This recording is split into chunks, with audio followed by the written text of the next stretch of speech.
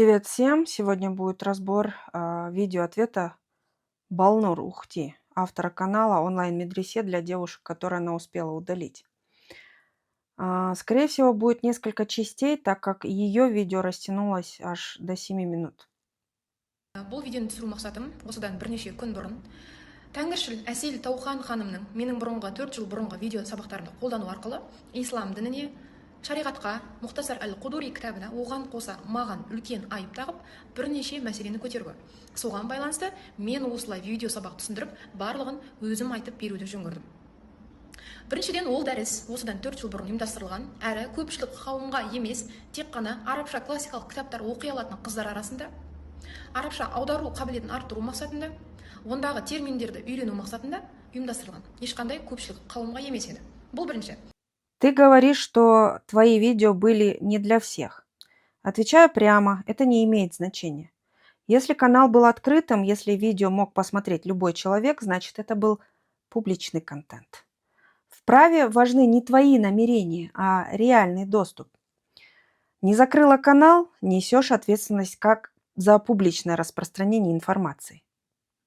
Екіншіден, біз бұл сабақтардан ешқандай пәтуа алған жоқпыз, ешқандай пәтуа берілген жоқ. Өйткені дәрісті ұйымдастырудың мақсаты біреуге пәтуа беру емес.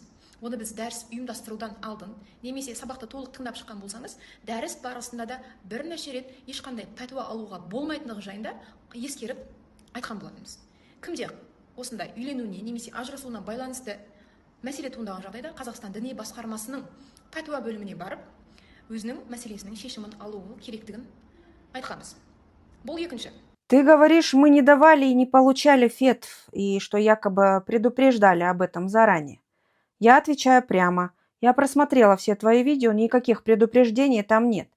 Ни в начале, ни в описании, ни в ходе уроков. Это первое. Второе. Даже если бы ты это сказала устно, это не имеет юридической силы, когда канал открыт и контент доступен всем. Фраза «мы не давали фетв» не освобождает от ответственности за содержание и последствия информации. Третье. Ты удалила все видео уже после того, как они были публично распространены. Это не объяснение, это попытка зачистить следы. Но у меня сохранились твои уроки, и именно по ним дается правовая оценка. Закон оценивает то, что было опубликовано, а не то, что ты сейчас утверждаешь задним числом.